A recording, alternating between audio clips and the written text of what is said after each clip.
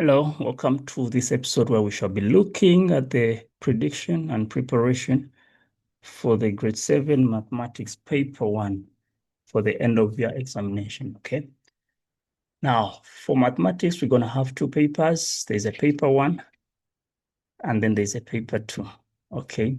So in grade 7, it's just straightforward. Get your term 1 and get your term 2's work. You have paper 1. This is going to be term 3, and then term number 4, you have your paper 2. Sweet and simple. Okay, so your papers should be from 50 marks. Some could go up to 60. Okay, but then the time will differ. Okay, so I'll use this just as a template or just as a guide for us to revise and prepare ourselves for the paper 1. Okay, so which topics do we normally find in term 1 and term 2?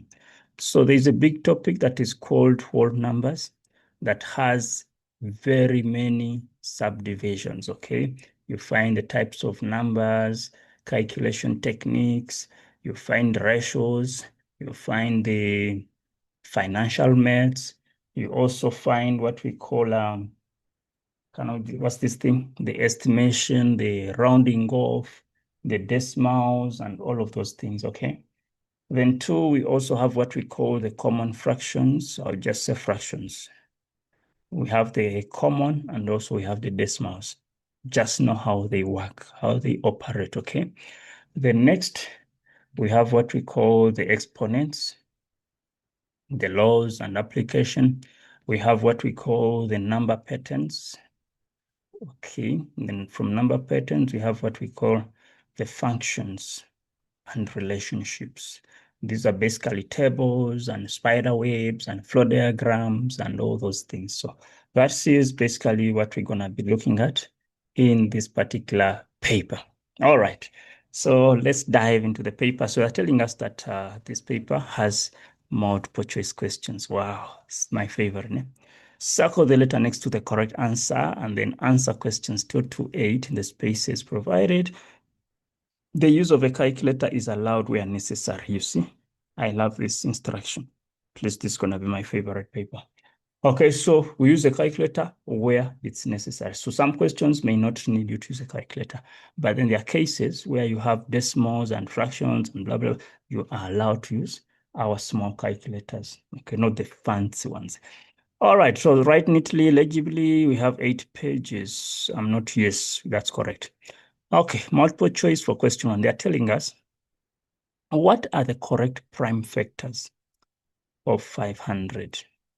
Okay, so we need to know what are prime factors. Prime factors are basically numbers or prime numbers that we're going to multiply to give us 500. How do we get that? So if this is our 500, let's break it down using just prime numbers. So by 2, we shall get a 250. By 2, we shall have a 125. Cannot be divided by 2. It cannot be divided by 3. So we need to use 5. So by 5 is a 25. By 5 is a 5. By 5 is a 1. So we only use prime numbers to divide, to break down. So we have 2 times 2. And then we have 3 5s. So 5 times 5 times 5. So 2 2s is going to be 2 squared. 3 5 is going to be 5 cubed. Which answer is that? It's D. Okay, then 1.2. What is the correct distributive property of this? So we know that 3 will multiply with 4. 3 will multiply with 6. So that we have something like 3 times 4 plus 3 times 6. Okay, so 3 times 4 plus 3 times 6, which is option A. Then can we divide 360 among Esther Corner, Sander, and Pretty according to this ratio? Step number 1, you need to get the total ratio where we plus these numbers. So 4 plus 3 is a 7 plus 2 is a 9. Get the 360, divide it by 9, meaning that each part of the ratio takes 40 rands. Then what is 4 times 40? We get 160. 3 times 40 gives us 120. And then 2 times 40 gives us 80. So 160, 120, and 80. 160, 120, and 80 in that particular order. So ratios must be respected because of their order. I mean, even the other options have the same answers, but then the order is different. Okay, order must be respected here. 1.4, what is the correct relationship? Is it less, greater, less or equal in the following sum? 9 over 1,000 is equal to 1 over 100. Now, whenever you're comparing fractions, we look at the denominators. We don't care about the numerators, no. Denominators matter a lot. So the fraction with the biggest denominator is the smallest in value. Look at this. If this is 1 over 4, we know it's going to be 0.25. 1 over 2 is 0.5. Between these two numbers, we know that this one is the biggest, but you see the denominator is the smallest compared to these two. So meaning that this 9 over 1,000 is smaller, which is option A. Then what percentage of 50 is 10? So get the 10 rand divided by 50, multiply by 100. So this becomes, you can say over 1, comes 1,000 over 50, cancel that zeros. How many 5s are in 100? It's basically 20. So it's a 20%. All right, then 1.6, what is the correct answer if the following decimals are arranged in ascending order? So with ascending order, remember, it's from the smallest to the biggest, okay? So what is our smallest here? We have 0.077, 0.18. So this is position number 1. This is going to be position number 2. And then you have 0.18, position number 3, position number 4, and then that will be position number 5. So this is out since it starts with 0.18. 0.77 is out. So meaning that our options are between C and D. So position 1, that's correct. Position 2, correct. Position 3, position 4, position 5. Okay, so C becomes our answer. Then 1.7, they want us to write the missing correct percentage in the table. So what happens is that whenever you have a decimal or a common fraction, for you to get a percentage, just multiply this by 100. The comma must move 2 spaces, and that will give us 75%, which is A. Okay, or 3 over 4, you multiply by 100, you'll still get the 75%. 1.8, what is 8 in exponential form? Okay, so in exponential form, we need to break down the 8 using prime numbers again. We can use 2, it's going to be a 4. 2, it's going to be a 2. 2 is going to be a 1. What I mean by 2 is going to be this, like we are dividing. 8 divided by 2 is a 4. 4 divided by 2 is a 2. 2 divided by 2 is a 1. So we have 3 2's, meaning that it's going to be 2 cubed. Okay, so this is the exponential form. This is the expanded form. Then that's the number. So B is the correct answer. 1.9. What is the missing integer in the set of integers?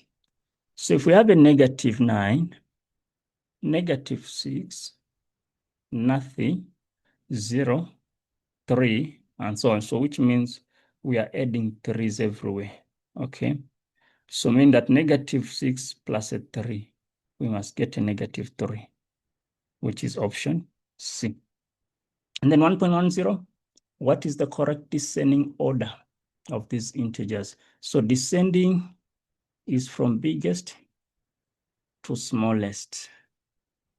Okay, so the smallest will be a negative, which is going to be the last one, number 4, number 3, number 2, number 1. We need the biggest. So 31, so A and B are out. C is also out. Our focus is D. 31, 12, negative that and that. Okay, then question 2, which is the free response questions. So whole numbers, they want us to find the HCF of 50 and 100, but we must use prime factorization. So let's see, with prime factorization, we'll break down the 50 using prime numbers. So by 2 is going to be a 25. 25 cannot be divided by 2. 25 cannot be divided by 3. 25 can be divided by 5. So these are the prime numbers to use in so many. That's a 5, and then by 5 it's going to be a 1. So if I write out my factor is going to be 2 times 5 times 5. Let's see with 100, let's break it down. So by 2 is going to be a 50. By 2 is going to be a 25. By 5 is a 5. By 5 it's a 1. So 2 times 2 times 5 times 5. So highest common, we need to look for what is common between. So there's 1, 2, there's 1, 2. We have 2 5s, then we have 2 5s. So meaning that our HCF is going to be 2 times 5 times 5, which becomes 50. Okay, so that is how we find the highest common factor. If they were asking for the LCM, we were going to multiply this together, and then whatever is left must also be multiplied. So times 2 will give us 100, and that will be the LCM. Then this is more like BODMAS. Remember with BODMAS, we said start with the brackets. Okay, so 27 minus 3, because this is a bracket, it's going to be a 24. We are multiplying by 3, and then we are dividing by 7 plus 2, which is a 9. Now we have multiplication, and we also have division. Start with one that is convenient with you, okay? Since we only have these 2 signs left. So I would prefer to start with a multiplication.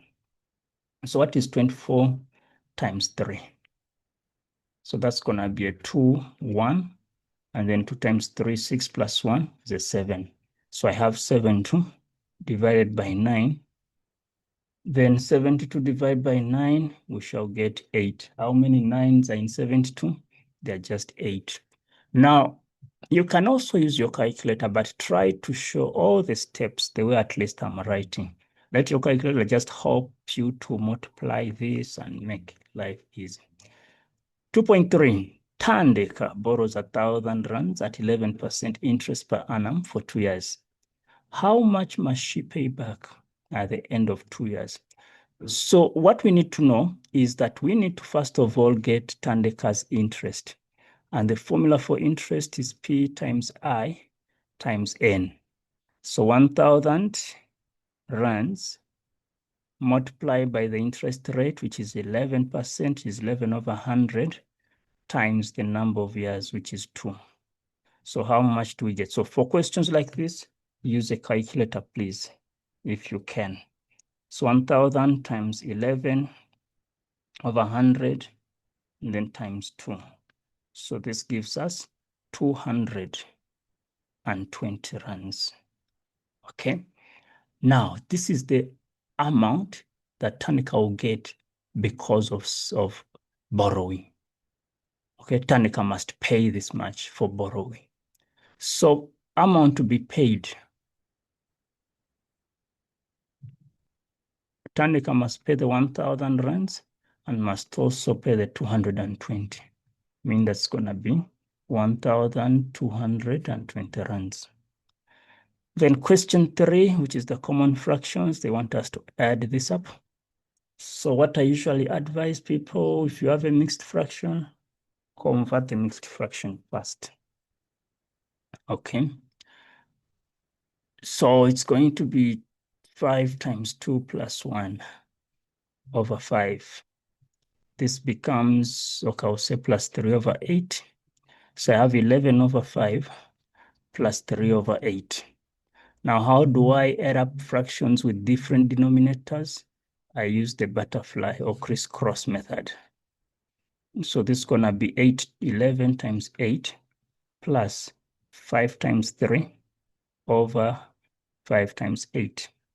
So 11 times 8 is going to be 88 plus 15 divided by 40. We know that 88 plus 15 gives us 103 divided by 40. So now my question is, how many 40s do we have in 103? Okay, so it's 40, 80, 120, meaning that we have two whole numbers. What is 80 minus that? We're going to be left with a 20, I think a 23. Okay, so that's going to be 23 over 40. So this becomes our final answer. You can still use your LCM and LCD, as in you multiply this by 5, multiply this by 8, and then by 8, but then we go back to this. Okay. Then 3.2, we're multiplying fractions, so the same story. Let's change this to an improper fraction. It's going to be 8 times 2 plus 5 over 8. We are multiplying it by 4. Okay, so we know that 8 times 2 is 16 plus 5. That's going to be a 21 over 8 multiplied by 4 over 1. Feel free to multiply 21 and 4. That's going to be 84 divided by 8. Let's reduce this and see. By 2 is going to be a 4. By 2, it's going to be a 22. By 2, it's going to be a 2. By 2 is going to be 11. Meaning that, just wait a minute. Why is this a 22? It's not a 22 because we are dividing by 2, which means it's supposed to be a 42. By 2, you get a 21 over 2. Okay, so if we have a 21 over 2, how many 2's are in 21? We have 11 2's. Are they 11 really? No, they are not 11. They are less than 11. So we have 10 2's, remainder 1. So it's a 10, 1 over 2. Okay. Alternatively, you can do the cancelling at this level, whereby you already have by 4 is a 1, by 4 is a 2. So that you have 21 over 2, which is here. And then find how many 2's are there. You're saying 10, remainder 1. And then you write it as the final answer. All right, 3.3. Tumi has 400 rands. She uses 2/5 of the money for a pair of jeans and then 3/8 of it for a blouse. How much was the cost for the jeans? So you can say 2 over 5 times 400 over 1. 2 times 400 is 800. 5 times 1 is a 5. So when you divide this, how many 5's are in 800? It's basically 40. Okay. And then calculate the cost of the blouse.